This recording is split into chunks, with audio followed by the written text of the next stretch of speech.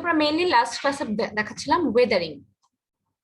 So Wuthering কি আমরা আরেকবার একটু জাস্ট একটু আগের জিনিসগুলো একটু রিকল করি। আমরা লাস্ট ক্লাসে দেখছিলাম, আমরা লাস্ট ক্লাসে আসলে খুব একটা কিছু দেখি নাই, আমরা জাস্ট ওয়েদারিংটা শুরু করছিলাম। আমাদের মেইন টপিক এটাই ছিল। ওকে, মেইন টপিক হচ্ছে আমাদের ওয়েদারিং। দ্যাটস ওয়াই তোমাদেরকে লাস্ট ক্লাসের রেকর্ডিংটা আমি আর দেই নাই, কারণ হচ্ছে যেহেতু মেইন টপিকে কিছু পড়ানো হয় নাই, জাস্ট আগে রক নিয়ে কথা বলা হয়েছে, দ্যাটস ওয়াই আমি তোমাদের রেকর্ডিংটা দেই নাই। তোমাদের আজকে থেকে রেকর্ডিং গুলো একদম কন্টিনিউয়াস দিয়ে দেওয়া হবে।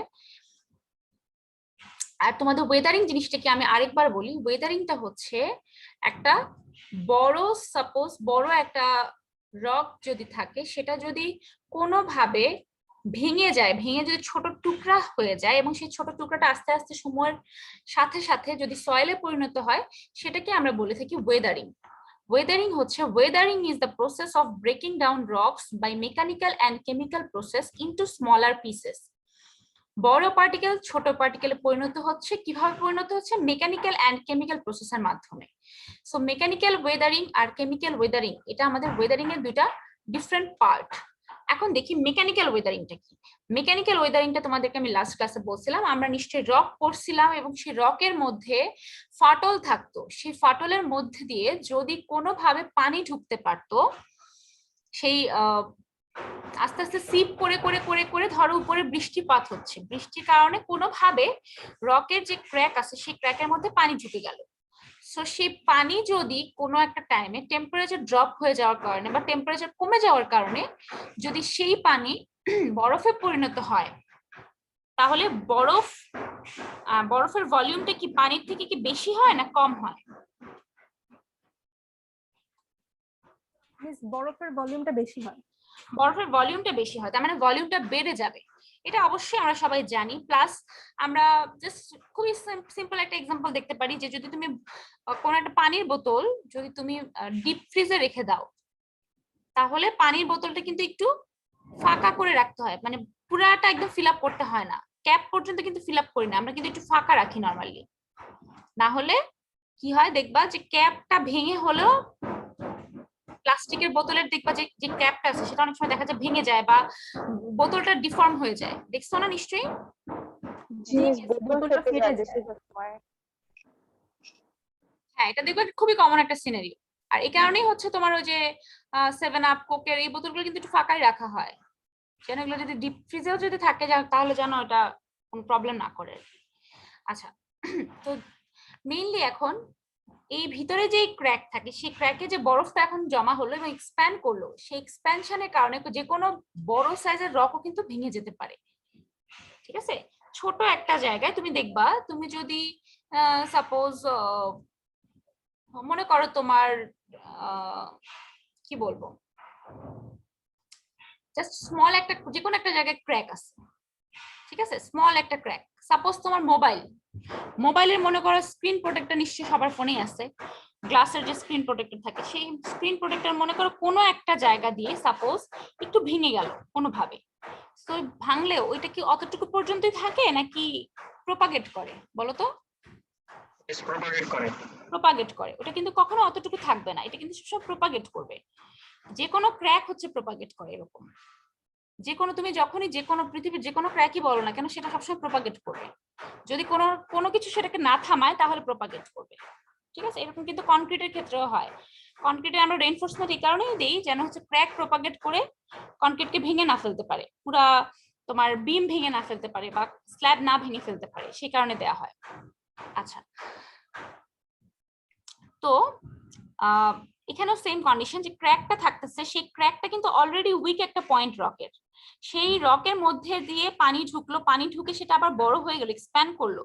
এই এক্সপ্যানশন যে করলো, এই টাইমে কি হবে, রকের অ্যাকচুয়ালি উইক জায়গায় কিন্তু ভলিউম এক্সপ্যান্ড করতেছে, তাহলে রকটা কি হবে, ভেঙে যাবে, ভেঙে ছোট টুকরায় পরিণত হবে।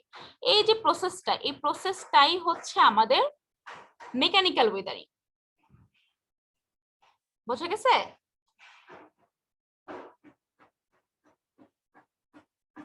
জি মিস। আচ্ছা, এরপর আমরা দেখি মেকানিক্যাল ওয়েদারিং দেখার পরে আমরা এখন তাহলে দেখি কেমিক্যাল ওয়েদারিং। কেমিক্যাল ওয়েদারিং হচ্ছে, একটু আগে তো দেখলাম রক ছোট টুকরা হয়ে গেছে, এখন দেখবো যে রক একদম কমপ্লিটলি আলাদা একটা ম্যাটেরিয়ালে পরিণত হয়ে যায় কেমিক্যাল প্রসেসের মাধ্যমে। সেটাই হচ্ছে কেমিক্যাল প্রসেস ওয়েদারিং। এটা আগের ম্যাটেরিয়াল থাকবে না, এটা নতুন একটা ম্যাটেরিয়াল। ঠিক আছে, দেখো কেমিক্যাল ওয়েদারিং কি বলছে, the original rock mineral are transformed into new mineral by chemical reaction. Chemical রিঅ্যাকশনের কারণে একদম অন্য একটা ম্যাটেরিয়ালে এটা পরিণত হচ্ছে। এটাই হচ্ছে আমাদের কেমিক্যাল ওয়েদারিং। ঠিক আছে, water and carbon dioxide from the atmosphere form carbonic acid. Water এবং কার্বন ডাইঅক্সাইড, এই যে এই রিঅ্যাকশনটা তোমরা মোস্ট প্রবাবলি টুটুতে দেখে আসছো। ওয়াটার এবং কার্বন ডাইঅক্সাইড মিলে ক্রিয়েট হবে হচ্ছে কার্বনিক অ্যাসিড। ঠিক আছে, এই কার্বনিক অ্যাসিড আবার কি, যেটা দুইটা আয়ন থাকে, একটা পজিটিভ একটা নেগেটিভ, খুব স্বাভাবিকভাবে, তাই না? এই পজিটিভ আয়নটা কি করে, এই যে অর্থোক্লেসের নাম আমরা শুনে আসছি, অর্থোক্লেস, প্লাজিওক্লেস, কোয়ার্টজ, এগুলোর নাম আমরা শুনছি। সো যদি অর্থোক্লেস থাকে, অর্থোক্লেসের সাথে সংস্পর্শে এই H+ আয়নটা এসে প্লাস পানির সংস্পর্শে যদি এরকম একটা রিঅ্যাকশন করে, তাহলে কি উৎপন্ন হয়, পটাশিয়াম আয়ন, সিলিকা এবং কায়োলিনাইট, একটা আলাদা নতুন একটা ক্লে মিনারেল তৈরি হয়। এটাকে কায়োলিনাইট হচ্ছে একটা ক্লে মিনারেল, এটা আমরা আজকে দেখবো যে কায়োলিনাইট আসলে কি জিনিস, কিরকম দেখতে হয় সেটা আমরা একটু পরে দেখবো। বাট এটা হচ্ছে একটা ক্লে মিনারেল, একটা আলাদা একটা মিনারেল তৈরি হয়। এটা ছিল একটা রক, এটা হচ্ছে কায়োলিনাইট, কমপ্লিটলি আলাদা জিনিস। ঠিক আছে, যদি আমি একটু আগে বলতাম যে অর্থোক্লেস ভেঙে ছোট অর্থোক্লেসে পরিণত হচ্ছে, সেটা হচ্ছে মেকানিক্যাল ওয়েদারিং। আর অর্থোক্লেস ভেঙে কায়োলিনাইট পরিণত হয়েছে, সেটা হচ্ছে কেমিক্যাল ওয়েদারিং। বোঝা গেছে? জি মিস। আচ্ছা, সো এই হচ্ছে আমাদের ওয়েদারিং। এতটুকু পর্যন্ত পড়লাম আমরা ওয়েদারিং কি, কেমিক্যাল ওয়েদারিং কি, মেকানিক্যাল ওয়েদারিং কি। এটা সুন্দর করে পয়েন্ট করে লিখবা। পয়েন্ট করে বলতে প্রথমে ওয়েদারিং যদি পরীক্ষায় আসে তাহলে প্রথমে ওয়েদারিং কি সেটা লিখলা, ওয়েদারিং কয় প্রকার সেটা লিখলা, তারপর মেকানিক্যাল ওয়েদারিং কি, মেকানিক্যাল ওয়েদারিং সম্পর্কে লিখলা, যদি কোনো এক্সাম্পল থাকে সেটা দিলা। দেন কেমিক্যাল ওয়েদারিং কি, কেমিক্যাল ওয়েদারিং এর এক্সাম্পল প্লাস এই যে রিঅ্যাকশন, এগুলো দিলা। এরকম যে একদম প্যারা করে দিয়ে দিছি এরকম কিন্তু কখনো করবা না। ঠিক আছে, তো আমরা চলে যাই আমাদের পরের টপিকে, সেটা হচ্ছে transportation of Wuthering product. Wuthering প্রোডাক্টের ট্রান্সপোর্টেশন। আচ্ছা, এখন দেখো যে প্রোডাক্টগুলো ওয়েদারিং এর মাধ্যমে ফর্ম করতেছে, সেই প্রোডাক্টগুলা কি সবসময় যেখানে ফর্ম করতেছে সেখানেই থাকবে বলো তো? না মিস, সেখানে থাকবে না। সেটা কি হতে পারে, ট্রান্সপোর্ট হয়ে অন্য কোথাও যেতে পারে। ট্রান্সপোর্টেশনটা কিসের মাধ্যমে হতে পারে বলো তো? উইন্ড, ওয়াটার, এদের মাঝখানে। উইন্ড, ওয়াটার, এগুলার মাধ্যমে একটা জায়গায় থেকে আরেকটা জায়গায় সয়েল কিন্তু ট্রান্সফার করতে পারে। ঠিক আছে, সেটা নিয়ে আমরা এখানে দেখব। সো মেইনলি আমরা এখানে দেখি, দেখো transportation of Wuthering product, the products of Wuthering. Wuthering এর কারণে যে প্রোডাক্টস গুলো উৎপন্ন হলো সেই প্রোডাক্টস গুলোর কথা বলতেছি আমরা। The products of weathering may stay in the same place or may be move to the other place by ice, water, wind and gravity. আইসের মাধ্যমে, ওয়াটারের মাধ্যমে, উইন্ডের মাধ্যমে, গ্র্যাভিটির মাধ্যমে একটা জায়গা থেকে আরেকটা জায়গায় এই যে ওয়েদারিং এর প্রোডাক্ট গুলো সেগুলা মুভ করতে পারে বা ট্রান্সপোর্ট করতে পারে। ঠিক আছে, অথবা সেগুলা কিন্তু তার কিছু একটা পোর্শন যে জায়গায় উৎপন্ন হয়েছে, মানে যেখানে তার অরিজিন সেখানেই কিন্তু থাকতে পারে। কিছু মানে সব তো ট্রান্সপোর্ট হয়ে চলে যাবে না, কিছু না কিছু সামহাও তো থাকবেই। যে প্রোডাক্ট গুলা অরিজিন যেখানে হয়েছে ওখানেই যদি থেকে যায়, সেই প্রোডাক্ট গুলাকে আমরা বলবো রেসিডুয়াল সয়েল। এখানে দেখো দেয়া আছে ডেফিনিশনটা, the soil formed by the weathered product at their place of origin are called residual soil. ঠিক আছে, একটা হচ্ছে তাহলে আমাদের এই ওয়েদারিং এর কারণে যে প্রোডাক্টগুলো তৈরি হচ্ছে তার মধ্যে একটা হচ্ছে রেসিডুয়াল সয়েল, একটা হচ্ছে ট্রান্সপোর্টেড সয়েল। রেসিডুয়াল সয়েল মানে যেখানে উৎপন্ন হয়েছে সেখানে যদি সয়েলটা থাকে সেটাও রেসিডুয়াল সয়েল। আর যদি আমরা বলি যে না অরিজিন যেখানে ছিল সেখান থেকে অন্য জায়গায় ট্রান্সপোর্ট হয়ে চলে গেছে, সেটার নাম হচ্ছে ট্রান্সপোর্টেড সয়েল। ক্লিয়ার ব্যাপারটা? জি মিস। জি মিস। সো আমাদের তাহলে আমরা বুঝতে পারলাম রেসিডুয়াল সয়েল কি প্লাস আমাদের ট্রান্সপোর্টেড সয়েল কি সেটাও বুঝতে পারলাম। এখন দেখো ট্রান্সপোর্টেড সয়েলকে আবার বেশ কিছু ভাগে ভাগ করা যায়। ট্রান্সপোর্টেড গুলা কি কি মাধ্যমে ট্রান্সপোর্টেড হতে পারে, সে মাধ্যমগুলা আমাদের কি কি আছে সেটা আমরা এখন দেখব। প্রথমে দেখো গ্লেসিয়াল সয়েল। গ্লেসিয়াল সয়েল কোনটাকে বলবো, এটা দেখো কি বলছে, form by transportation and deposition of glacier. Glacier কি বলতে পারবা? গ্লেসিয়ার ম্যাম নর্থ পোলে যে বরফের যে ক্রাস্ট থাকে জমাট। হ্যাঁ এক্স্যাক্টলি, সেই বরফের মাধ্যমে যদি কোনো সয়েল ট্রান্সপোর্ট হয় এবং কোনো একটা জায়গায় গিয়ে ডিপোজিট হয় সেটাকে আমরা বলবো গ্লেসিয়াল সয়েল। কিছু এক্সাম্পল তোমাদেরকে দেখাই। এই যে দেখো, এটা দেখো, তোমার এখানে বরফ, এটা আমাদের দেশে পাওয়া যাবে না গ্লেসিয়ার সয়েল, এটা খুবই রেয়ার আমাদের জন্য। গ্লেসিয়ার দেখো, এই যে এগুলা, এই যে বরফের এইগুলাকে বলা হয় গ্লেসিয়ার। এই যে গ্লেসিয়ারের মাধ্যমে যে সয়েল গুলো ফর্ম করতেছে সেগুলো হচ্ছে এই যে নর্মালি দেখো, এই যে এই জায়গাগুলোর মধ্যে যে সয়েল গুলো আছে, কিছু কিছু বরফ গলে গেছে, গলে কি কিছু কিছু মাটি দেখা যাচ্ছে, এটা কিন্তু বছরের ম্যাক্সিমাম টাইম হচ্ছে এটা বরফে ঢাকা থাকবে। ঠিক আছে, বরফ যখন চলে গেল বা সামহাও ধরো টেম্পারেচার বাড়লো, বরফ গলে পানি হয়ে চলে গেল অন্য কোথাও, সো এই যে এই সয়েল গুলা, এগুলাকে আমরা বলি হচ্ছে গ্লেসিয়াল সয়েল। বুঝছো? জি মিস।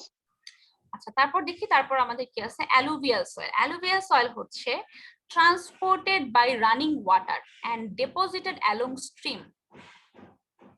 তাহলে আমাকে বলো এই সয়েল গুলা, অ্যালুভিয়াল সয়েল কোথায় পাবো আমরা, তাহলে বলো তো। ম্যাম পলি মাটি টাইপ, মানে সমুদ্রের ওইখানে হয়তো বা পেতে পারি ম্যাম, মানে আমাদের নদীর পাশে। নদীর কাছাকাছি বা তোমার মানে তোমার রানিং ওয়াটার যেখানে থাকে, রানিং ওয়াটার যে একটা জায়গায় বদ্ধ এরকম টাইপ ওয়াটার না, কিন্তু সেটা আবার আরেক সয়েল। তোমার রানিং ওয়াটার যেখানে মোহনার থাকবে, তার মানে নদীর কাছাকাছি, নদীর ওইদিকে যে সয়েল গুলো আমরা দেখতে পাবো সেগুলো হচ্ছে অ্যালুভিয়াল সয়েল। ঠিক আছে, সো আমরা গ্লেসিয়ার দেখে ফেলছি, এটা আমি ক্রস করে দিই। এখন দেখো অ্যালুভিয়াল সয়েল, এই যে দেখো, এই যে অ্যালং দ্য স্ট্রিম, দেখো এখানে পানি আছে, পানির কাছাকাছি এই যে সয়েল গুলা, এই সয়েল গুলা হচ্ছে আমাদের অ্যালুভিয়াল সয়েল। ঠিক আছে? জি মিস। আচ্ছা, তারপর আসি আমরা ল্যাকাস্ট্রাইন সয়েল। ল্যাকাস্ট্রাইন সয়েল হচ্ছে form by deposition in quiet lake. লেকের নিচে যেই সয়েলের ডিপোজিশন আছে সেটাকে আমরা বলবো ল্যাকাস্ট্রাইন সয়েল। লেক অবশ্য আমরা চিনি পুকুর থেকে বড়, নদী থেকে ছোট, এবং এটা বদ্ধ থাকবে, এটা ওপেন থাকবে না নদীর মতো, কোথাও গিয়ে মিলিত হবে না, চারিদিকটা বন্ধ থাকবে। সেটার নিচে যে সয়েল গুলো আছে সেটা হচ্ছে ল্যাকাস্ট্রাইন সয়েল। যদি আমরা এখানে দেখি, এখানে যদি দেখি, দেখো এখানে একটা ক্রস সেকশন দেখা যাচ্ছে, এই ক্রস সেকশনে দেখে বুঝতেই পারতেছো, দেখো ল্যাকাস্ট্রাইন সেডিমেন্ট দেখতে পাচ্ছ, এটা তো বুঝতেই পারতেছো পানি, আর নিচে হচ্ছে ল্যাকাস্ট্রাইন সেডিমেন্ট, তার মানে এটা হচ্ছে আমাদের ল্যাকাস্ট্রাইন সয়েল। ক্লিয়ার? জি মিস। আচ্ছা, এখন দেখি, এটা হচ্ছে ল্যাকাস্ট্রাইন গেল, তারপর মেরিন সয়েল। মেরিন সয়েল বুঝতেই পারতেছি, form by deposition in the sea. এটা কোথায় পাবো তাহলে? সমুদ্রের পাশে। সমুদ্রের তীরবর্তী এলাকাতে, সমুদ্রের ওদিকে আমরা এই মেরিন সয়েল দেখতে পাবো। এই যে দেখো, এই সমুদ্রের কাছাকাছি যে সয়েল গুলা ম্যাক্সিমাম হচ্ছে আমাদের মেরিন সয়েল। আর তারপর হচ্ছে লাস্টের একটা আমরা দেখতে পাই, এটা হচ্ছে লাস্ট হচ্ছে অ্যালিয়ান সয়েল। অ্যালিয়ান সয়েল হচ্ছে এটা যে কোনো টাইপের সয়েলকে এটা ট্রান্সপোর্ট করতে পারে। কিভাবে? বাতাসের মাধ্যমে। ধূলি ঝড় হয় বা অনেক সময় দেখবা যে বৃষ্টির আগে যে ঝড়টা হয়, প্রচুর বাতাসের ফ্লো থাকে, প্রচুর বালি উঠতে থাকে, প্রচুর মাটি উঠতে থাকে। সো অ্যালিয়ান সয়েল হচ্ছে বাতাস যদি কোনো সয়েলকে ট্রান্সপোর্ট করে একটা জায়গা থেকে আরেকটা জায়গায় নিয়ে যায় এবং একটা পর্যায়ে অবশ্যই বাতাসের গতিবেগ কমে যাবে, তখন সে সয়েলটাকে একটা জায়গায় গিয়ে ডিপোজিট করে দিবে, সেই সয়েলটা হচ্ছে অ্যালিয়ান সয়েল। এটা কোনো এক্সাক্ট ফিগার আমি তোমাকে দেখাতে পারবো না, এটা জাস্ট এগুলো দেখে আন্দাজ করার কথা। তারপর হচ্ছে কলুভিয়াল সয়েল। কলুভিয়াল সয়েল হচ্ছে form by movement of soil from its original place by gravity such as during landslide. মানে সয়েলের মুভমেন্ট হবে কিভাবে হবে? গ্র্যাভিটির মাধ্যমে হবে। এটা হচ্ছে ল্যান্ডস্লাইড বা হচ্ছে তোমার এই যে অনেক সময় দেখবা যে বৃষ্টি হলে দেখবো পাহাড়ের দিকটা অনেক সময় নরম হয়ে যায়, নরম হয়ে কি হয়, তোমার উপরের মাটি নিচে চলে আসে বা উপর থেকে একদম নিচে পড়ে যায়, পাহাড় ধস হয়, অনেক কিছু হতে পারে। তো সেই যে সয়েলটা আছে সেটাকে বলি আমরা কলুভিয়াল সয়েল, যেটা গ্র্যাভিটির মাধ্যমে এক জায়গা থেকে আরেক জায়গায় যায়। এই যে আমার এটা বুঝতেই পারতেছো দেখে কি মনে হচ্ছে? পাহাড় ধস এরকম। পাহাড় ধস। তো এই যে এখানকার যে সয়েল গুলা, এগুলোকে আমরা বলে থাকি কি? কলুভিয়াল সয়েল। সো ডিফারেন্ট সয়েল আমরা তাহলে দেখলাম এবং বুঝলাম যে সয়েল গুলো আসলে কি, কোথা থেকে আসতেছে, কিভাবে ডিপোজিট হচ্ছে, কি কি টাইপের হয় সেটা। ঠিক আছে, সেটা আমার জন্য ইম্পর্টেন্ট। তোমাদেরকে তো বলছিলাম সেডিমেন্টারি রক থেকে এক প্যারা পড়বা জাস্ট, কারণ এটা তোমাদের নতুন করে পড়ানোর কিছু নাই, তোমরা পড়ে আসছো। দেন মেটামরফিক রক থেকে পড়বা এক প্যারা। এখন আসো আমাদের সয়েল পার্টিকেল সাইজ। এটা সম্ভবত তোমরা ল্যাবে সয়েল পার্টিকেলের সাইজ রেঞ্জ কিরকম হয় সম্ভবত তোমরা পড়ছো, তাই না? জি মিস। তো এটাই আমরা আজকে দেখব এবং এটারও আরেকটু ইন ডেপথে আমরা যাব। ঠিক আছে, সো প্রথমে আমরা দেখি যে আমাদের সয়েল পার্টিকেল গুলাকে আসলে কি কি ভাগে ভাগ করা গেছে, কারা কারা ভাগ করছে সেটা একটু দেখি। দেখো আমাদের এখানে চারটা অর্গানাইজেশনের নাম দেওয়া আছে। দেখো নেম অফ দ্য অর্গানাইজেশন। দেখো প্রথমে হচ্ছে নেম অফ দ্য অর্গানাইজেশন, তারপর হচ্ছে গ্রেন সাইজ, সবগুলা মিলিমিটারে দেয়, এখানে যা আছে সব মিলিমিটার। ওকে, গ্রেন সাইজ দেওয়া আছে আমাদের মিলিমিটারে। এখন দেখো নেম অফ অর্গানাইজেশন, কি কি নামের অর্গানাইজেশন এখানে আছে আমাদের? এমআইটি, ইউএসডিএ, অ্যাস্টো, আর এটা হচ্ছে ইউনিফাইড সয়েল ক্লাসিফিকেশন সিস্টেম। এই কয়টার মধ্যেই আমাদের গ্রেন সাইজের ডিস্ট্রিবিউশনটা আমরা দেখতেছি এখন। সো মেইনলি আমরা ফলো করব হচ্ছে এইটা, আমরা মেইনলি ফলো করি হচ্ছে 4 নাম্বারটা। 4 নাম্বারটাই আমাদের হচ্ছে মেইন কনসার্ন। এটা সবগুলো আমাদের কিন্তু কনসার্ন না, সবগুলো আমরা দেখবো, কিন্তু আমাদের মেইন কনসার্ন হচ্ছে এইটা। সো প্রথমত দেখো এমআইটি আমাদেরকে কি বলছে। এমআইটি বলছে আমাদের গ্রাভেল কোনটা হবে। 2 মিলিমিটার থেকে যদি বড় পার্টিকেল হয়, মানে আমরা তো অবশ্যই সয়েল পার্টিকেল নিয়ে চিন্তা করতেছি, সো সয়েল পার্টিকেলের সাইজ যদি 2 মিলিমিটার থেকে বড় হয়ে যায় তাহলে সেটাকে বলবো গ্রাভেল। দেন বলছে যে 2 মিলিমিটার থেকে 0.06 মিলিমিটার পর্যন্ত যদি থাকে, মানে 0.06 হচ্ছে মিনিমাম আর 2 হচ্ছে ম্যাক্সিমাম, এর মধ্যে যদি থাকে তাহলে সেটাকে আমরা বলবো স্যান্ড। আবার সিল্ট বলবো কাকে? 0.002 এর থেকে বড় হচ্ছে 0.06 এর মাঝামাঝি থাকছে, এই রেঞ্জের মধ্যে থাকলে বলবো সেটাকে সিল্ট। আবার 0.002 থেকে ছোট হলে সেটাকে বলবো ক্লে। সো এইভাবে হচ্ছে আমাদেরকে এমআইটি বলে দিছে যে তোমাদের গ্রেন সাইজ ডিস্ট্রিবিউশনটা আসলে এভাবে হবে। আবার ইউএসজিও একই রকমই বলছে, খালি এখানে কয়েকটা ভ্যালুতে জাস্ট চেঞ্জ, আর কিছুই না। এরপর আসি অ্যাস্টো। অ্যাস্টোর এটা বেসিক্যালি ট্রান্সপোর্টে তোমাদের কাজে লাগবে। তোমরা যখন ট্রান্সপোর্টের জন্য সয়েল ডিজাইন করবা বা সয়েলের ক্লাসিফিকেশন করবা, ট্রান্সপোর্টেশনের যেই তোমার পেভমেন্টের জন্য যখন কাজ করবা, মানে রাস্তার জন্য তোমার বেসিক্যালি যে সয়েল গুলো চিন্তা করা হয় সেটার ক্লাসিফিকেশন হচ্ছে আবার এইটা, এটা হচ্ছে তার ক্লাসিফিকেশন। সো এইটা আমাদের মেইন কনসার্ন না, বাট এটা আমাদের কিন্তু দেখবা ট্রান্সপোর্টে তুমি আবার চিন্তা করতে পারো, জিওটেকে আমি ক্লাসিফিকেশন একভাবে শিখছি, আবার ট্রান্সপোর্টে ক্লাসিফিকেশনটা আরেক রকম। এটা কেন? এটা ওই যে বললাম আমাদের মেইনলি ট্রান্সপোর্টে আমরা ফলো করি অ্যাস্টো, আর জিওটেকে আমরা ফলো করি unified soil classification system. That's it, আর কিছুই না। কিন্তু বুঝতে পারছো? জি মিস। আচ্ছা, সো এখন আমরা দেখি যে আমাদের মেইন যে কনসার্ন সেটা হচ্ছে ইউনিফাইড সয়েল ক্লাসিফিকেশন সিস্টেম। এখানে বলা হচ্ছে যে আমাদের গ্রাভেল কতটুকু হবে? 4.75 মিলিমিটার থেকে বড় এবং 76.2 মিলিমিটার থেকে ছোট বা সমান যদি কোনো পার্টিকেল হয় সেটাকে আমরা বলবো গ্রাভেল। দেন আমরা বলবো স্যান্ড কোনটা? 0.075 মিলিমিটার থেকে বড় এবং 4.75 থেকে ছোট যে পার্টিকেল সেটা হচ্ছে স্যান্ড। আবার 0.075 থেকে ছোট যে পার্টিকেল গুলো সেগুলোকে আমরা একসাথে বলবো সিল্ট এন্ড ক্লে। এখানে সিল্ট এবং ক্লেকে আলাদা করে ভাগ করা হয় নাই। ঠিক আছে, এখন আসি 4.75 মানে কত নাম্বার সিভ বলো তো?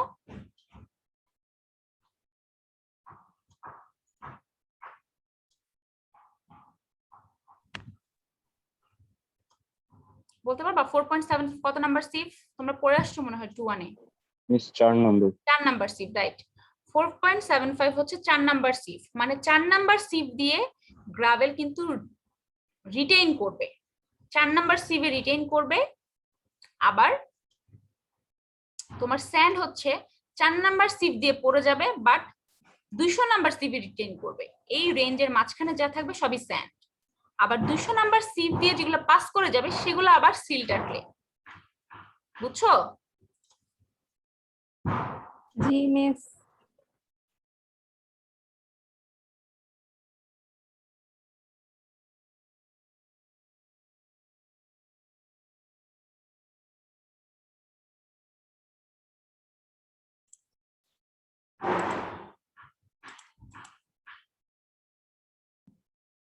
সো আমরা এখন আরেকটা জিনিস দেখি, এখানে দেখো আমরা তোমরা নিশ্চয়ই এসএসসি লেভেলে বা এইচএসসি লেভেলে তোমার মনে আছে তোমরা যে বায়োলজি প্র্যাকটিক্যাল করতা, সেখানে তোমরা অ্যামিবা হচ্ছে মাইক্রোস্কোপের নিচে দেখছিলা, মনে আছে? জি মিস। হ্যাঁ, সো তোমরা এরকম ছোটখাটো যে কোনো পার্টিকেল কিন্তু তোমরা মাইক্রোস্কোপের আন্ডারে দেখতে পারো। সিমিলারলি আমরা যদি সয়েলকে মাইক্রোস্কোপের আন্ডারে দেখি, এটা হচ্ছে একটা স্যান্ডের কিছু গ্রেইন এখানে আছে, এটাকে আমরা এটার একটা মাইক্রোগ্রাফ আমরা দেখতেছি, ঠিক আছে? এই মাইক্রোগ্রাফটা দেখো দেখতে মনে হচ্ছে অনেক বড় বিশাল বিশাল রক, বাট এটা অ্যাকচুয়ালি স্যান্ড। সো এটাকে যদি তুমি আরো জুম করো আরো জুম করো আরো জুম করো, এটার ভিতরে কি অবস্থা, এটার ফুল স্ট্রাকচার তুমি দেখতে পাবা। সে ফুল স্ট্রাকচার আজকে আমরা দেখবো এখানে, ঠিক আছে? এটাকে তুমি প্রচুর এখানে যেমন ধরো এটা হচ্ছে তোমার 1 mm করছে, তারপর হচ্ছে পরের এই যে এটা হচ্ছে তোমার 100 মাইক্রোমিটার করছে, আবার আরো জুম করা। সো আমরা দেখেই বুঝতে পারতেছি এগুলাকে আরো জুম করলে আরো শার্প আমরা জিনিসটা দেখতে পাবো, ঠিক আছে? আচ্ছা, সো আমরা প্রথমে দেখি ক্লে মিনারেলে যাওয়ার আগে, ক্লে মিনারেল হচ্ছে আমাদের এগুলোকে আরো জুম করতে করতে ক্লে ভিতরে যে মিনারেল গুলা সেগুলো কি অবস্থায় আছে, স্ট্রাকচারটা কিরকম সেটা আমরা এখন দেখবো। তার আগে আমরা ক্লে সাইজ পার্টিকেল কি সেটা দেখি। এই প্যারাটা আমাদের জন্য ইম্পর্টেন্ট, এই যে এই প্যারাটা, ঠিক আছে? সেই প্যারাটাতে তোমার বলছে ক্লে কি। এটা তো আমরা জানি যে যদি আমরা ইউনিফাইড সয়েল ক্লাসিফিকেশন সিস্টেম চিন্তা করি, তাহলে হচ্ছে আমরা বুঝতে পারবো যে আমাদের পার্টিকেলটা কার থেকে বড় কার থেকে ছোট সেটা বুঝতে পারবো। বাট এখন ক্লে বেসিক্যালি আমরা কাকে বলতেছি, সাইজ না হয় আমরা জানি, ক্লে তাদেরকে বলতেছি যাদের মধ্যে যদি আমি কোনো পরিমাণ পানি অ্যাড করলে প্লাস্টিসিটি শো করবে, তাদেরকে আমি বলতেছি ক্লে। বুঝতে পারছো? তুমি যদি কিছু সয়েল পার্টিকেল নাও, মানে ক্লে যদি নাও, ক্লে পার্টিকেল যদি তুমি নিলা, ড্রাই ক্লে পার্টিকেল, তার মধ্যে তুমি কিছুটা পরিমাণে পানি অ্যাড করলা, পরিমাণ মতো, খুব বেশিও না খুব কমও না, খুব বেশি হলে জিনিসটা রানি হয়ে যাবে, আবার যদি খুব কম হয়ে যায় তাহলে খুবই হার্ড হয়ে যাবে, যেটা আমরা চাচ্ছি না। আমরা চাচ্ছি একটা প্লাস্টিক একটা কন্ডিশনে যেতে যাচ্ছি, মানে এটাকে কোনো শেপ তুমি দিতে পারবা। সো এরকম যদি হয় তাহলে সেটাকে আমি বলবো ক্লে। কিন্তু এখন চিন্তা করো এই ক্লে গুলো আবার কি দিয়ে গঠিত, ক্লে গুলো গঠিত হচ্ছে ক্লে পার্টিকেল দিয়ে, ক্লে সাইজ পার্টিকেল, মানে এগুলো ক্লে থেকেও ছোট হয়, কিন্তু অনেকগুলো ক্লে পার্টিকেল মিলে হচ্ছে ক্লে গঠন করে, ঠিক আছে? এই ক্লে যে গঠন করতেছে, এই ক্লে গঠন যে করতেছে পার্টিকেল গুলো এক একটা পার্টিকেলের মধ্যে যদি তুমি পানি অ্যাড করো, তাহলে কিন্তু সেই পার্টিকেল গুলা কোনো প্লাস্টিসিটি শো করবে না, যেহেতু সেটা একটা সিঙ্গেল পার্টিকেল, প্লাস এটা এতই ছোট যে এটা প্লাস্টিসিটি শো করার কোনো কন্ডিশন এটার মধ্যে থাকে না। সেটাকে আমরা বলে থাকি clay size particle. So clay কি আর ক্লে সাইজ পার্টিকেল কি, ডিফারেন্সটা কি বুঝছো? জি মিস। আচ্ছা, সো এখানে দেখো বলা আছে clay have been defined as those particle which develop plasticity when mixed with a limited amount of water. ওকে, এরপর দেখো clay size particle বলা হচ্ছে hence it is appropriate for soil particles smaller than 2 micron or 5 micron as defined under different systems to be called clay size particle rather than clay. এগুলোকে clay বাদ দিয়ে clay size particle বলা হয়ে থাকে, কারণ এগুলো কোনো প্লাস্টিসিটি বেসিক্যালি শো করতেছে না, সেই কারণে, ঠিক আছে? এখন আসি আমরা ক্লে মিনারেল। ক্লে মিনারেল কি আমরা ভালো করে দেখি। Clay mineral are complex aluminium silicate composed of 2 basic unit. Clay mineral হচ্ছে আমাদের অ্যালুমিনিয়াম সিলিকেটের একটা কমপ্লেক্স একটা কম্পাউন্ড, ঠিক আছে, যেটা দুইটা ইউনিট আছে। দুইটা ইউনিট কি, একটা হচ্ছে সিলিকা টেট্রাহেড্রন আর একটা হচ্ছে অ্যালুমিনা অক্টাহেড্রন।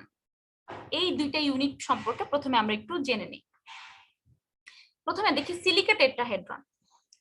টেট্রাহেড্রনটা কি? Each tetrahedron unit consists of 4 oxygen atom surrounding a silicon atom. মানে মাঝখানে একটা সিলিকন অ্যাটম থাকবে, চারদিকে 4টা অক্সিজেন অ্যাটম থাকবে, এটাকে বলতেছে সিলিকা টেট্রাহেড্রন। বুঝছো? জি মিস। জি মিস।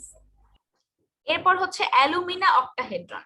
অ্যালুমিনা অক্টাহেড্রন হচ্ছে 6 দিকে 6টা হাইড্রোক্সিল আয়ন থাকবে, মাঝখানে একটা অ্যালুমিনিয়াম আয়ন থাকবে। এটা হচ্ছে অ্যালুমিনা অক্টাহেড্রন। এটা পরের পেজে দেখবো, জাস্ট আমি দুইটা ডিফারেন্সটা তোমাদেরকে বলে দিই। একটা মাঝখানে থাকবে সিলিকা, একটা মাঝখানে থাকবে অ্যালুমিনিয়াম। একটা চারিদিকে থাকবে 4টা অক্সিজেন, একটা 6 দিকে থাকবে 6টা হাইড্রোক্সিল। ঠিক আছে, এই হচ্ছে এই দুইটার গঠন। এখন বলা হচ্ছে the combination of tetrahedral silica unit gives a silica sheet, মানে অনেকগুলা সিলিকা টেট্রাহেড্রন মিলে একটা সিলিকা শীট গঠন করে। ঠিক আছে, এই ফিগারটা দেখলে আমরা আরেকটু ভালো বুঝবো। এটা দেখো সিলিকা টেট্রাহেড্রনের ফিগার, এটা হচ্ছে অ্যালুমিনা অক্টাহেড্রনের ফিগার। সিলিকা টেট্রাহেড্রনটা কি, মাঝখানে সিলিকন থাকতেছে, চারিদিকে 4টা অক্সিজেন থাকতেছে, এভাবে গঠন হচ্ছে। তো এটাতে একটা থাকবে না শুধু, এটা একসাথে অনেকগুলো থাকবে। তো একসাথে অনেকগুলো যখন থাকবে তখন একটা শীটের মতো গঠন করবে, সেটাকে আমরা বলে থাকি সিলিকা শীট। এটা একটা সিলিকা শীট। ওকে, তারপরে চলে যাই আমরা, এটা হচ্ছে আমাদের অ্যালুমিনা অক্টাহেড্রন, মানে মাঝখানে একটা অ্যালুমিনিয়াম, 6 দিকে 6টা হাইড্রোক্সিল আয়ন থাকতেছে, এবং এটা অনেকগুলো একসাথে মিলিত হয়ে আমাদের অক্টাহেড্রাল শীট গঠন করতেছে। এটার নাম হচ্ছে অক্টাহেড্রাল শীট। তোমাদের সবগুলো ফিগার দেখানোর দরকার নাই, তোমরা শুধুমাত্র এই ফিগারটা শিখবা আর এই ফিগারটা শিখবা, এ আর সি শিখবা, সবগুলা দরকার নাই। ঠিক আছে, সো এটার নাম হচ্ছে সিলিকা শীট, এটার নাম হচ্ছে অক্টাহেড্রাল শীট। অ্যালুমিনা অক্টাহেড্রনের অনেকগুলা ইউনিট মিলে অ্যালুমিনা বা অক্টাহেড্রাল শীট ক্রিয়েট করে থাকে, আর এখানে সিলিকা শীট ক্রিয়েট করে থাকে। বুঝছো এতটুকু? জি মিস। আচ্ছা, এখন শীটটা তোমাদেরকে দেখাই, বেসিক্যালি শীট কিরকম দেখতে হয়। এই যে দেখো, এইটা দেখে অনেকটা বুঝবা, এটাকে আরো অনেক বেশি মাইক্রোস্কোপিক ফিগার যদি তুমি চিন্তা করো তাহলে তুমি দেখো, এগুলো কিন্তু এক একটা শীটের মতো গঠিত। দেখো, এক একটা শীট এক একটা লেয়ার গঠিত। বেসিক্যালি শীট বলতে আমরা এখানে লেয়ার বুঝতেছি। ঠিক আছে, দেখতেছো এই ফিগার গুলা? দেখো, এটারই আরো অনেক মাইক্রোস্কোপিক ভিউ আমরা এতক্ষণ দেখলাম। বড় করে যে ভিউ গুলা দেখলাম, এই যে ধরো এক একটা শীট যেভাবে গঠিত হচ্ছে, অনেক জুম করলে আমরা এই জিনিসটা দেখতে পাবো। ঠিক আছে, এই যে সে এক একটা শীট হচ্ছে এইরকম, এক একটা শীট, এইটা তার উপরে আরেকটা, তার উপরে আরেকটা, এরকম আর কি জিনিসটা। বুঝছো এখন? জি মিস। আচ্ছা, সো এখন আমরা দেখি এখানে 3 oxygen atom at the base of each tetrahedron are shared by neighborhood tetrahedron. আচ্ছা, যাই হোক, the octahedral unit consists of 6 hydroxyl surrounding an aluminum atom, যেটা তখন বললাম মাঝখানে অ্যালুমিনিয়াম থাকবে, 6 দিকে 6টা হাইড্রোক্সিল থাকবে, and the combination of the octahedral aluminum hydroxyl unit gives an octahedral sheet. এই যে একটু আগে বললাম অনেকগুলা একসাথে মিলে অক্টাহেড্রাল শীট ক্রিয়েট করবে। এটার আরেকটা নাম হচ্ছে জিপসাইড শীট। এই যে অক্টাহেড্রাল শীট, এটার আরেক নাম জিপসাইড শীট। ঠিক আছে, এখন মনে করো তোমাদেরকে এখানে আরেকটা ডেফিনিশন আমি বলে দিচ্ছি। এই যে এখানে মাঝখানে এটা কি আছে বলো তো? এটা কি? সিলিকন। সিলিকন। এটা উপরেটা অ্যালুমিনিয়াম, রাইট। এই অ্যালুমিনিয়াম, এই যে মাঝখানে যে অ্যালুমিনিয়ামটা আছে, এই অ্যালুমিনিয়ামকে মনে করো আমি সরায় ফেললাম, সরায় অ্যালুমিনিয়ামের জায়গায় একটা ম্যাগনেসিয়াম বসায় দিলাম। অ্যালুমিনিয়াম ছিল, সরায় ম্যাগনেসিয়াম বসায় দিলাম, একটা প্রতিস্থাপন করলাম। তোমরা আগে পড়ে আসছো প্রতিস্থাপন বিক্রিয়া। তো এখানে বেসিক্যালি ওরকম বিক্রিয়া করতেছে না, এখানে বেসিক্যালি একটা আয়ন উঠে গিয়ে আরেকটা আয়নকে রিপ্লেস করতেছে, সেখানে ম্যাগনেসিয়াম অ্যালুমিনিয়ামকে রিপ্লেস করে দিচ্ছে। ঠিক আছে, যদি এরকম হয়, এটার মাঝখানে অ্যালুমিনিয়ামের বদলে যদি ম্যাগনেসিয়াম চলে আসে, এই জিনিসকে আমরা বলবো ব্রুসাইড শীট। এই যে এটা গঠিত হবে না, তারপর এটাকে বলবো ব্রুসাইড শীট। এটা পরের পেজ আছে, এই যে sometimes magnesium replaces the aluminum atom in the octahedral unit. In this case, the octahedral sheet is called brucite sheet. বুঝছো তোমরা? জি মিস। হচ্ছে যদি ম্যাগনেসিয়াম আসে তাহলে ব্রুসাইড শীট। আমি অনেক সময় পরীক্ষা দিতে পারি, what do you mean by brucite sheet, তখন তুমি বলবা, ফিগারে কে দেখাই দিবা। মিস, 6টা কেন থাকে, 8টা কেন থাকে না? অক্টা যেহেতু নাম দিয়ে দিছে, বেসিক্যালি এখন নাম যেহেতু দিচ্ছে, এখানে আসলে আমাদের কিছু তো করার নাই। এখন যারা এটা আসলে আবিষ্কার করছে তারা বেসিক্যালি বুঝতে পারবে এটা। এটা যারা ধরো জিওটেকনিক্যাল ইঞ্জিনিয়ার, যারা রিসার্চ করতে করতে করতে করতে এই জিনিসগুলো বের করছে, তারা বেসিক্যালি এটার নাম দিচ্ছে। ঠিক আছে, আমরা জানি নরমালি অক্টাহেড্রাল মানে হচ্ছে মানে অক্টা মানে হচ্ছে কত 8, জি হেক্সা মিস। মানে হচ্ছে কত, হয় এরকম করে বেসিক্যালি আমরা জানি। কিন্তু তো এখানে সেটার সাথে কানেক্টেড না আসলে। স্টেটটা 4ই আছে কিন্তু এটা স্টেট 6টা। হুম, স্টেটটাতে মিস 4ই আছে, ওটা ঠিকঠাক। হ্যাঁ, কিন্তু এখন এটা আসলে ওভাবে নাম দেয় না বেসিক্যালি, এটা তোমার হয়তো অন্যভাবে ওরা অন্যভাবে চিন্তা করে নাম দিচ্ছে। সেটা যে ওরা কেন নাম দিচ্ছে সেটা আসলে আমরা আসলে কেউই বলতে পারবো না। ঠিক আছে, জি মিস। ম্যাম শীটের ফিগারটা না আঁকলেও তো চলবে, জাস্ট এটার না ফিগার তোমরা শুধু, আমি তোমাদেরকে বললাম তো, শুধু এ আঁকবা সি আঁকবা, শীট আঁকার দরকার নেই। শীট দরকার নেই, এটা তোমরা আঁকতে পারবা বলে মনে হয়? পারবা, অনেক সময় লাগবে আর কি, অনেক সময় লাগবে। এটা পরীক্ষার সময় আঁকার কোনো মানে হয় না। সো এইটা আর এটা, এই দুটো শিখবা, এ আর সি শিখবা, সবগুলো দরকার নেই। ঠিক আছে, সো যেটা বললাম, এই যে মাঝখানে একটু আগে যেটা বললাম জিপসাইড শীট, এটা আরেকটা নাম তো কিন্তু জিপসাইড শীট। জিপসাইড শীট হয়ে যাচ্ছে ব্রুসাইড শীটে। কেন? অ্যালুমিনিয়াম আর ম্যাগনেসিয়ামের এই অদল বদলের কারণে একটা আরেকটাতে পরিণত হচ্ছে। এখন দেখো মাঝখান থেকে যদি আমি, এই যে এটা মাঝখান থেকে যদি আমি অ্যালুমিনিয়ামকে সরায় ম্যাগনেসিয়াম দিয়ে দিই, বাহিরের যে স্ট্রাকচারটা, এটা কি কোনো পরিবর্তন হচ্ছে? না ম্যাম, বাহিরে কিন্তু যে ক্রিস্টালাইন স্ট্রাকচার আছে সেটার কিন্তু কোনো পরিবর্তন হচ্ছে না। এই যে মাঝখানে তুমি এরকম একটা তোমার প্রতিস্থাপন করলা, বাহিরের স্ট্রাকচারটা চেঞ্জ করা ছাড়া একটা প্রতিস্থাপন সম্পন্ন হলো তোমার দ্বারা।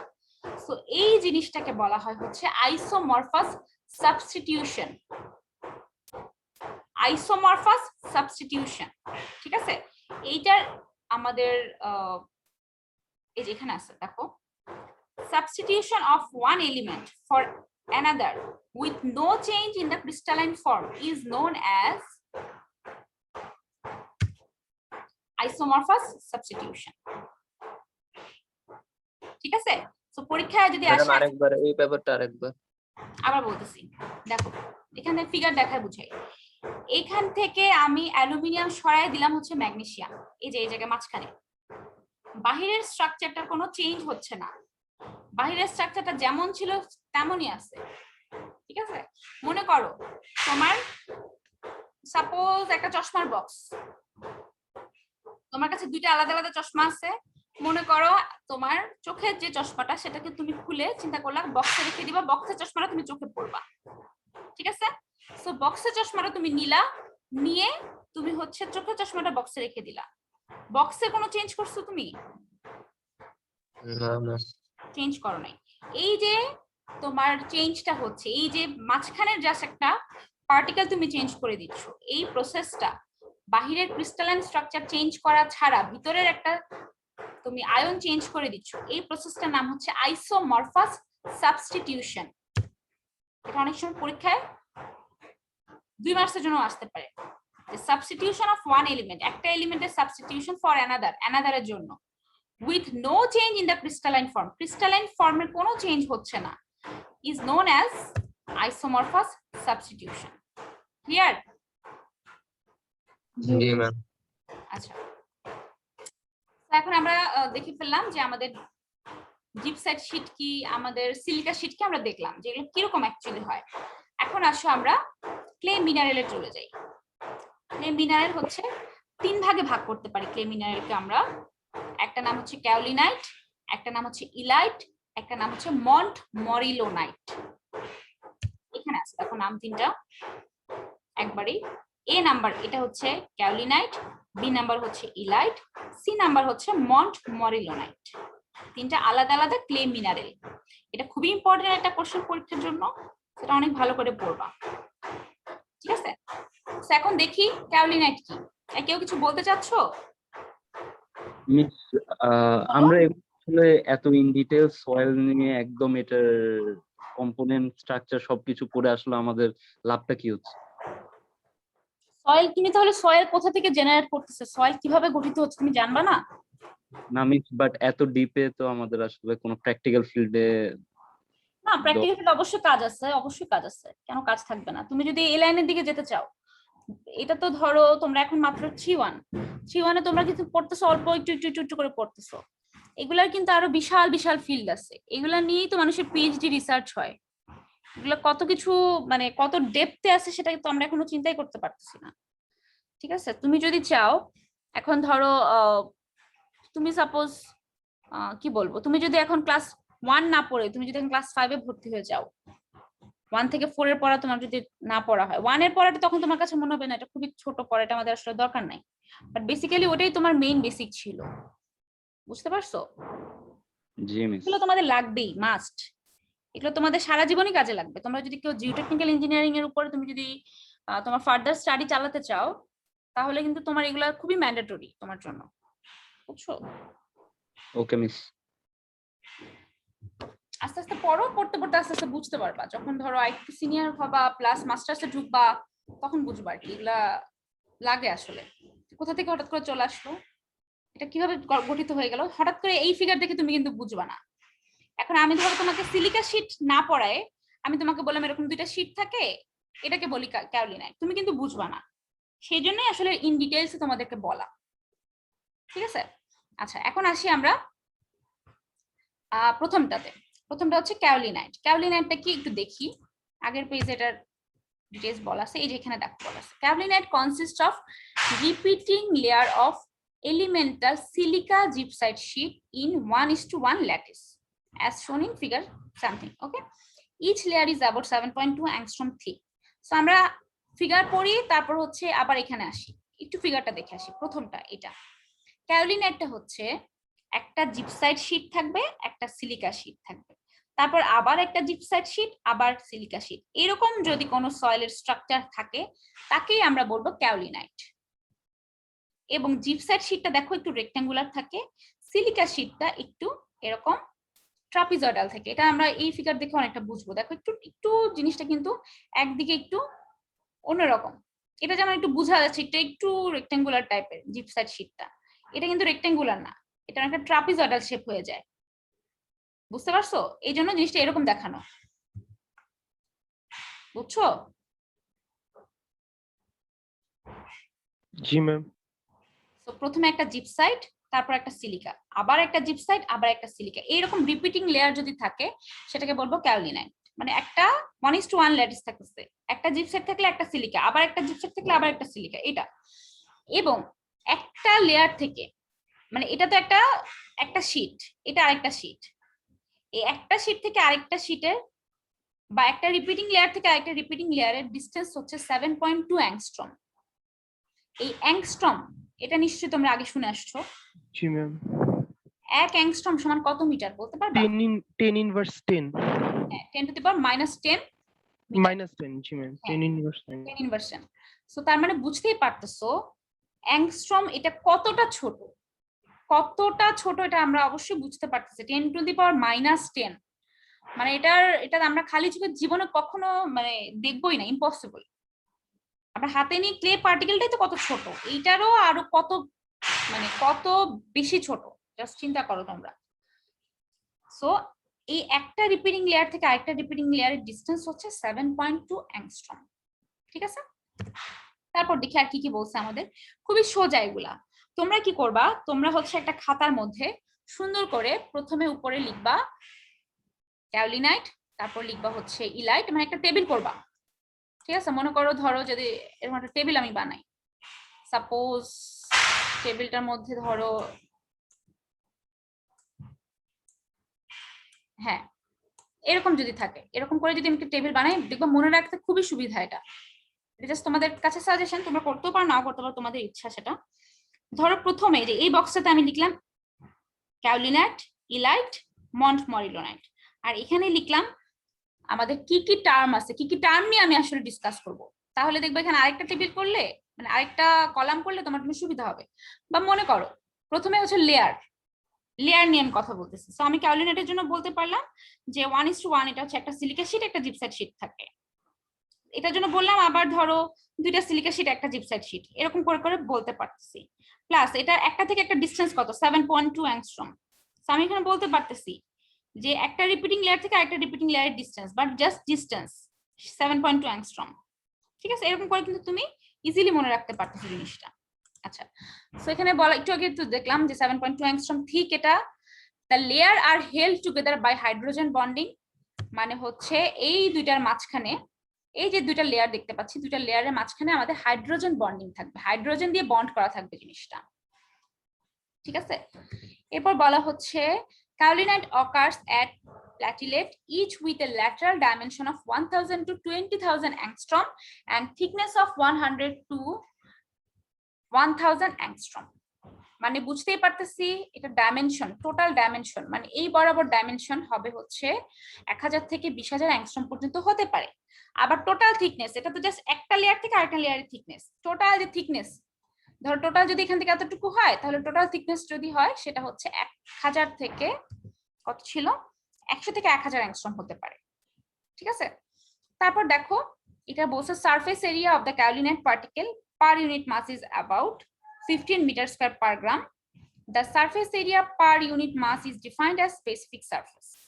এই জিনিসটাকে বলি আমরা স্পেসিফিক সারফেস। কি স্পেসিফিক সারফেস হচ্ছে এরিয়া পার ইউনিট মাস, এটাকে বলি আমরা সারফেস, স্পেসিফিক সারফেস। অনেক সময় পরীক্ষা আসে what do you mean by specific surface, তখন বলবা the surface area of the of any particle per unit mass is known as specific surface।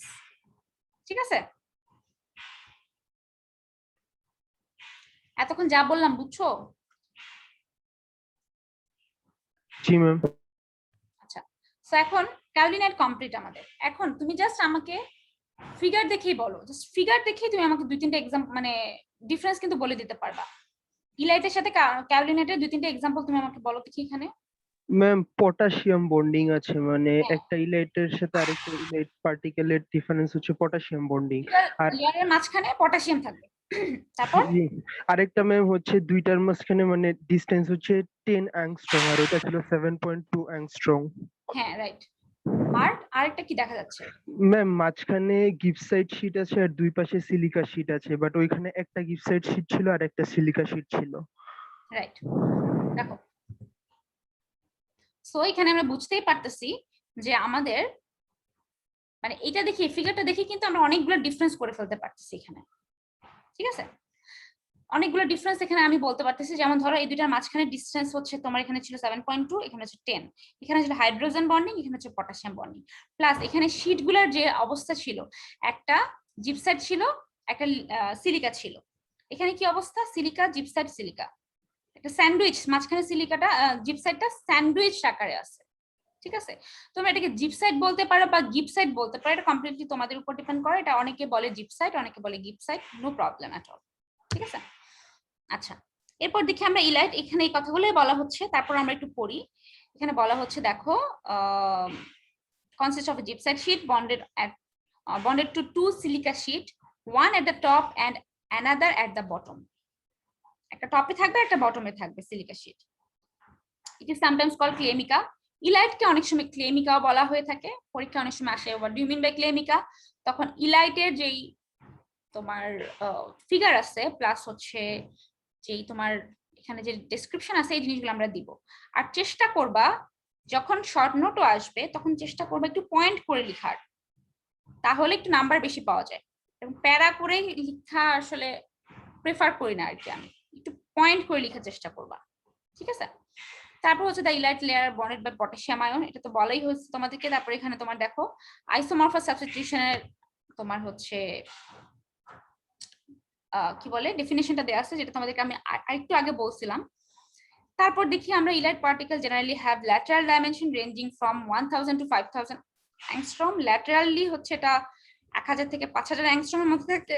তারপর হচ্ছে থিকনেস থাকবে হচ্ছে 50 থেকে 500 অ্যাংস্ট্রমের মধ্যে, আর স্পেসিফিক সারফেস হবে হচ্ছে 80 মিটার স্কয়ার পার গ্রাম।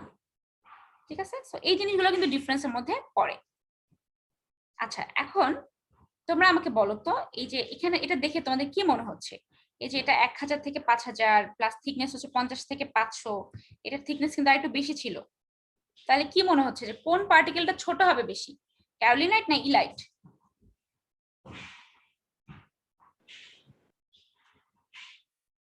সাইজ ছোট কোনটার? ম্যাম ইলাইট মনে ইলাইটের হয়। ইলাইটের কারণ দেখো ডাইমেনশন কিন্তু ক্যারোলিনেটের বেশি ইলাইটের থেকে। সো স্পেসিফিক সারফেস কার বেশি হবে, ছোটটার না বড়টার স্পেসিফিক সারফেস বেশি হয়?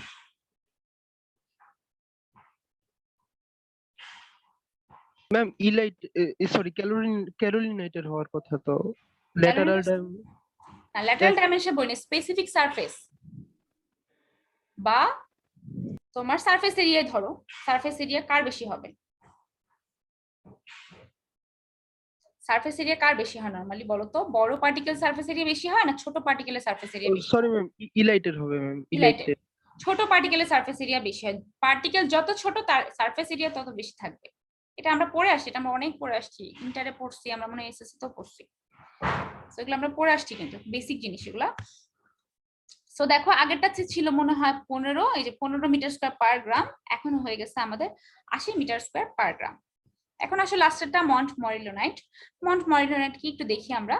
আমাদের হচ্ছে একদম সিমিলার, একদমই ইলাইটের সাথে সিমিলার, জাস্ট ওই যে তোমার চেঞ্জ হচ্ছে কোথায়, ওই যে ডাইমেনশন গুলোতে চেঞ্জ, আর চেঞ্জ হচ্ছে আমাদের এখানে পটাশিয়াম থাকে, মাঝখানে পটাশিয়াম, এখানে থাকে পানি। ঠিক আছে, পটাশিয়াম দিয়ে বন্ডেড থাকে, এটা হচ্ছে পানি দিয়ে বন্ডেড থাকে। এটা হচ্ছে মন্ট মরিলোনাইট।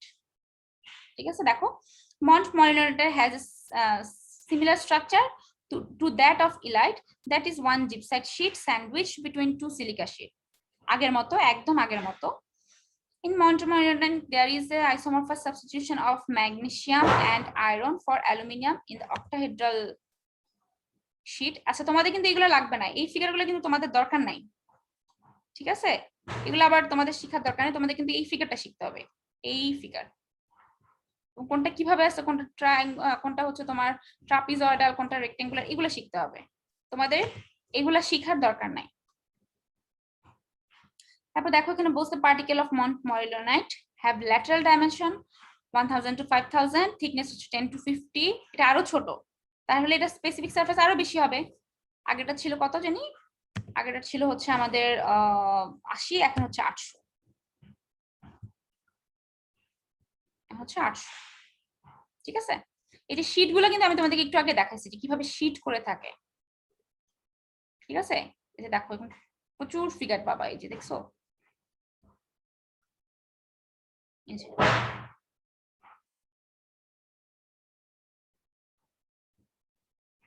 প্রচুর মাইক্রোস্কোপিক লেভেলে গিয়ে দেখা হচ্ছে আর কি। আচ্ছা,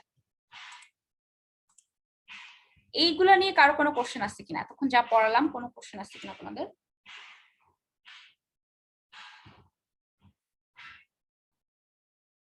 আছে? মিস আচ্ছা, না মিস। ঠিক আছে। তারপর আমরা চলে আসি স্পেসিফিক গ্র্যাভিটিতে, আর্টিকেল 2.4 স্পেসিফিক গ্র্যাভিটি। তোমরা আশা করি সবাই জানো, আমাকে একটু বলো তো স্পেসিফিক গ্র্যাভিটিটা কি? মিস ক্লাস টাইম তো প্রায় শেষ, রোল হ্যাঁ, কল class time করা হবে না শেষ। আমাদের? হুম। Miss roll call? হ্যাঁ, তোমাদের রোল কল করা হবে, তোমাদেরকে তো আজকে বলছি না একটু এক্সট্রা ক্লাস নিব। লাস্ট ক্লাসে যেহেতু আমাদের একটু প্রবলেম ছিল, আমার একটু প্রবলেম ছিল, আমি তোমাদের ফুল ক্লাসটা নিতে পারিনি টাইমলি, দ্যাটস আজকে একটু বেশি পড়ানো হচ্ছে আর কি তোমাদের। তোমাদেরকে ছেড়ে দিব, আর 5 মিনিটের মধ্যে ছেড়ে দিব তোমাদেরকে। জি আচ্ছা মিস। আচ্ছা, স্পেসিফিক গ্র্যাভিটি কি বলতে পারবা কেউ? ম্যাম হচ্ছে যে ওই যে গিভেন ম্যাটেরিয়ালের ইউনিট ওয়েটের সাথে ওয়াটারের ইউনিট ওয়েটের রেশিও। হ্যাঁ, এক্স্যাক্টলি, মানে পানির তুলনায় তোমার কতটুকু ভারী বা কতটুকু হালকা সেটা আমরা দেখি আর কি। সো এখানে সেটা দেয়া আছে, ডেফিনিশনটা পড়বা। দেখো, specific gravity is defined as the ratio of the unit weight of a given material to the unit weight of water. এটা আমরা সেই 9-10 থেকে পড়ে আসতেছি।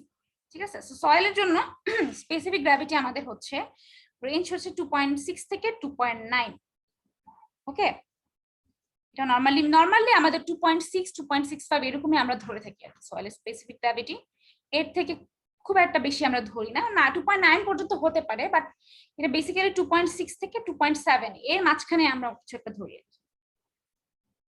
ঠিক আছে, যেখানে অনেক কিছু স্পেসিফিক গ্র্যাভিটি দেয়া আছে, অনেক স্পেসিফিক গ্র্যাভিটি এখানে বেসিক্যালি দিতে আছে।